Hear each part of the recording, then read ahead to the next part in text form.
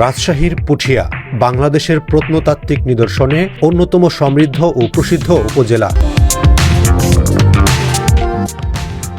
তবে আজ আপনাদের নিয়ে যাব পুঠিয়ার একটি ছোট্ট গ্রাম কৃষ্ণপুরে,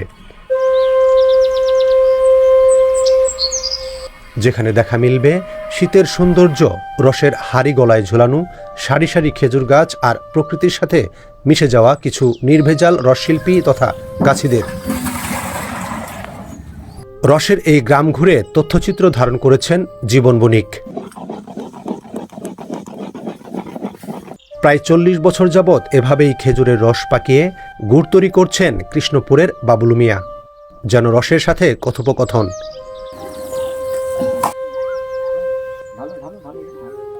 রস থেকে চৌরস, দানাদার কিংবা মধু লালি গুড়, চকলেট বীজ গুড় অথবা ফয়েল পাটালি গুড়, প্রতি ক্ষেত্রেই শিল্পের অকৃত্রিম ছোঁয়া।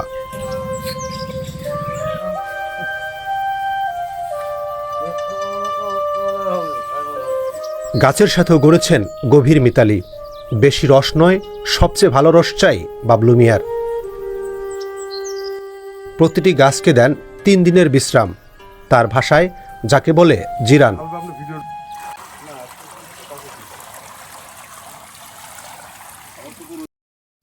প্রকৃতির এমন নিগুড় বার্তা ও খাঁটি গুড় তৈরির নানা কৌশল আয়ত্ত করছেন বাবলু মিয়ার ৩ ছেলে ও সহধর্মিণী।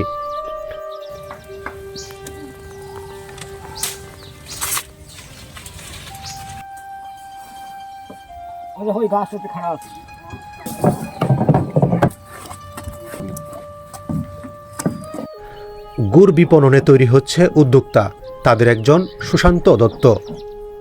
গত ৫ বছর যাবৎ তার মাধ্যমে কৃষ্ণপুরের এই গুড় যাচ্ছে ঢাকাসহ সারা দেশে। কথা হয় তরুণ এই উদ্যোক্তার সাথে। তিনি বলছিলেন, তিনি মূলত একজন স্টেশনারি ব্যবসায়ী। নিজ গ্রাম কৃষ্ণপুরের খেজুর গুড় তার প্রিয়। শীত মৌসুমে দূরের আত্মীয়ের কাছে গুড় কিনে পাঠাতেন। এভাবেই প্রচার। এখন দেশের বড় বড় কোম্পানিতে গুড় সরবরাহ করেন তিনি। ঢাকা, চট্টগ্রাম, সিলেট এমনকি মানিকগঞ্জেও তার গুড়ের চাহিদা বাড়ছে। শুধু এই মৌসুমে ১২ থেকে ১৫ লাখ টাকার গুড় বিক্রি করবেন বলে তিনি আশাবাদী। কাকা, আসলে কত বছর ধরে আপনি এই গুড় তৈরি করতেছেন? আমি ৩৮ বছর ধরে গুড় তৈরি করছি। ও আচ্ছা, আপনার গুড় কি সত্যি খাঁটি বা নিশ্চিত? একদম অরিজিনাল খাঁটি গুড়, ১০০% গ্যারান্টি। ও আচ্ছা আচ্ছা, এই গুড় কি দেশের বিভিন্ন জায়গায় যায় না কাকা? আমার গুড় দেশের বিভিন্ন জায়গায় যায়। ও আচ্ছা আচ্ছা, কোনো চিনি, কেমিক্যাল এগুলি কি মিশাচ্ছেন গুড়ের না, মধ্যে? না, আমরা কোনো কিচ্ছু দিই না।